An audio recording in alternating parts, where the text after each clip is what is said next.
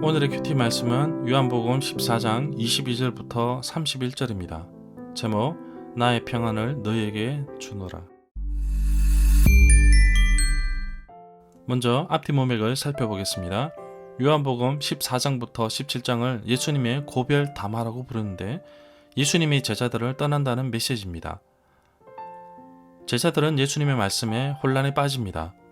예수님은 제자들에게 나를 사랑하면 나의 계명을 지키라고 하셨습니다. 예수님을 믿고 신뢰함으로 인해 예수님을 하나님이 보내신 분으로 믿게 되며 또한 오실 성령님을 통해 깨닫게 하실 것입니다. 예수님께서 아버지께로 가는 그 자체가 제자들에게 충격적이었습니다. 제자들은 고아처럼 될까봐 염려하지만 보혜사 성령님께서 오셔서 도와주실 것입니다. 떠나시는 예수님은 제자들에게 큰 선물을 주십니다. 두렵고 떨리는 그들에게 진정한 평안을 주십니다. 세상이 줄 수 있는 참 평안, 샬롬입니다. 어쩌면 오늘날 세상이 어지럽고 전쟁의 위협 속에 필요한 것이 우리 주님이 주시는 평안이 아닐까 생각합니다. 예수님이 우리에게 주시는 평안은 세상의 것과 비교조차 되지 않습니다. 문단을 나눠보겠습니다. 22절부터 24절은 나타내신 이유, 25절부터 27절은 예수님이 주시는 평안, 28절부터 31절은 너희로 하여금 믿게 하기 위해서이다. 23절에서 그때 가룟 출신 유다가 아닌 다른 유다가 예수님께 말하였습니다. 주님께서 우리에게는 자신을 드러내시고 세상에는 드러내려고 하지 않으시는 것은 무슨 까닭입니까? 누가복음 6장 16절에 예수님의 제자들을 설명하면서 가룟 출신 유다와 야고보의 아들 유다로 구분짓습니다. 영어 성경에서는 가룟 유다를 배반자 유다로 표현하고 있습니다.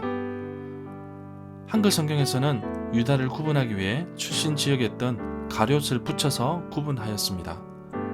예수님을 사랑하는 사람이라면 예수님의 계명을 지켜야 하고 예수님의 계명을 지키는 자라야 예수님을 사랑하는 자라고 말씀하셨습니다.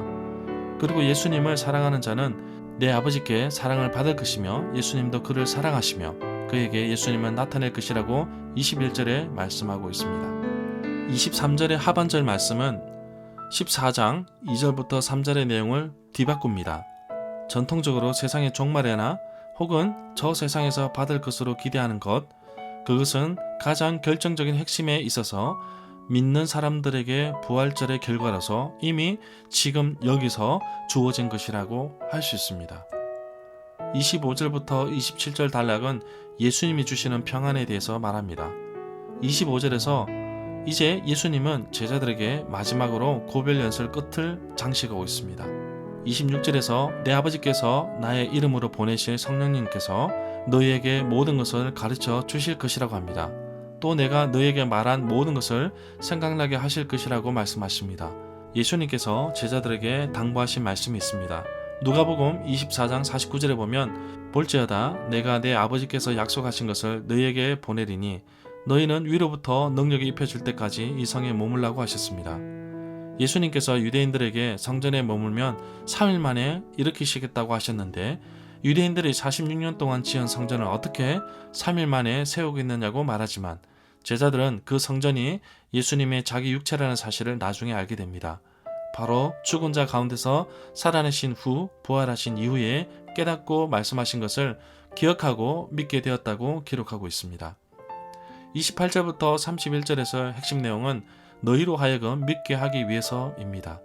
28절부터 29절에서 예수님께서 아버지께로 가신다는 말씀은 요한복음 여러 곳에 반복적으로 말씀하고 있습니다. 그리고 다시 오신다는 말씀도 제자들에게 말씀하셨습니다. 29절의 말씀은 13장 19절에 이미 제자들에게 말씀하셨습니다.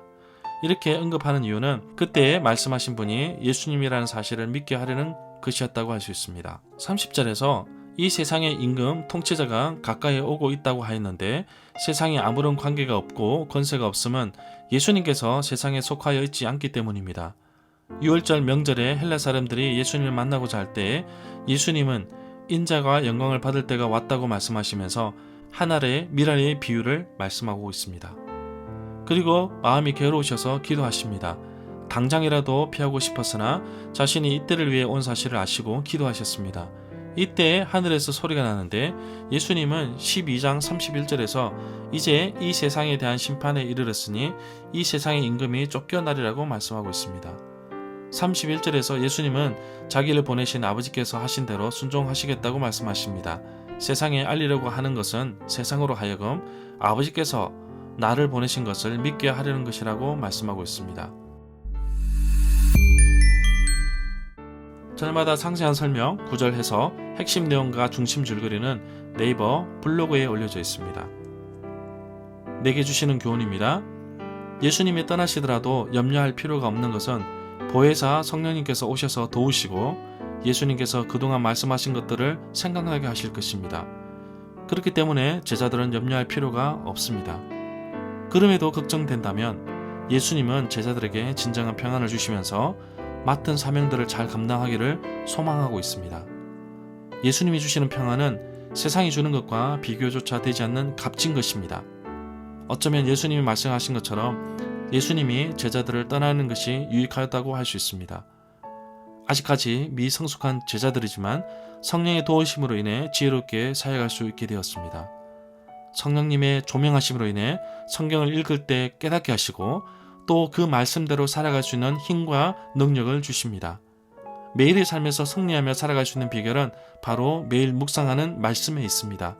비록 잘 알지 못하지만 언면도 부족하지만 꾸준히 말씀을 읽고 적용하는 가운데 예수님께서 나의 생각과 사고의 폭을 넓혀주시고 성령의 조명하심 속에 말씀을 자꾸 보게 되고 연구하게 되어 날마다 이 말씀이 기다려지고 즐겁습니다. 염려와 걱정을 붙들어맬 강력한 도구는 바로 예수님께서 주신 참 평안입니다.